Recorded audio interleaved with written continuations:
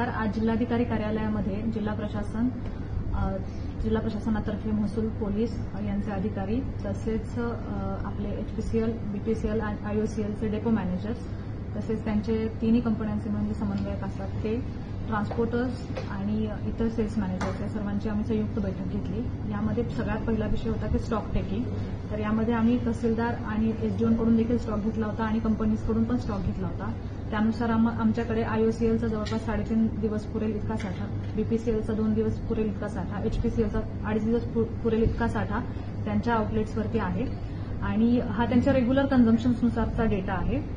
त्यानंतर जे ट्रान्सपोर्टर्सना जे प्रॉब्लेम्स होत आहेत सध्या ड्रायव्हर्सनी पुकारलेल्या संपामुळे, तर काल आम्ही तिन्ही ठिकाणचे ऑपरेशन्स रिझ्यूम केले होते आणि जर त्यांना काही प्रॉब्लेम्स आला तर आम्ही पोलिसांचा बंदोबस्त पण देण्याची तयारी दर्शवलेली आहे. प्रत्येक डेपोला 2 पोलीस तैनात करण्याचे देखील आदेश केलेले आहेत. तशा प्रकारे काही विरोध झाला तर आम्ही त्यासाठी पुढच्या स्टेप्स घेण्यासाठी देखील तयार आहोत. तसंच डेपो मॅनेजर, ट्रान्सपोर्टर्स आणि जे आपले डीलर्स आहेत त्यांच्यामध्ये कोऑर्डिनेशन राहावं, यांच्याकडे माहितीचा समन्वय असावा यासाठी देखील आमचं लक्ष आहे. आम्ही देखील दररोज माहिती घेत आहोत. त्यानंतर विषय असा आहे की सर्व प्रांत आणि तहसीलदार यांची आम्ही टीम्स करून, महसूल आणि पोलीसच्या संयुक्त टीम्स करून आम्ही सर्व पेट्रोल पंप्सवरती देखील एक चेकिंग करणार आहे की स्टॉक आहे की नाही. हा जो स्टॉक आहे हा त्यांचा डेली कन्झम्पशननुसारचा स्टॉक आहे.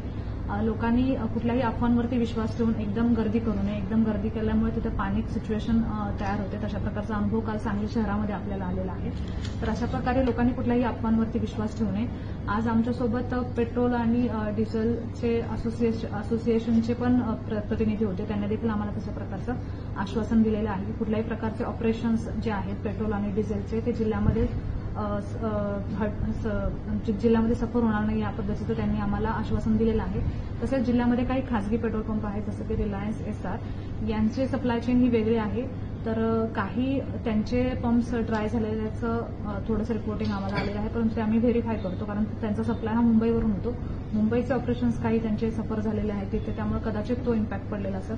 त्यांचा आम्ही डिटेल रिपोर्ट घेतला आहे. परंतु आपले जिल्ह्यातील जवळपास 90% ऑपरेशन्स हे या तिन्ही कंपनीजवरती अवलंबून आहेत आणि या तिन्ही कंपनीज देखील जी वाहतूक आहे टँकर्सद्वारे आउटलेट्सना पुरवण्याची, तर ती व्यवस्थित सुरळीतरित्या कालपासून चालू आहे. त्यामुळे कुणीही पॅनिक होऊ नये असं मी जिल्हा प्रशासनातर्फे आवाहन करते.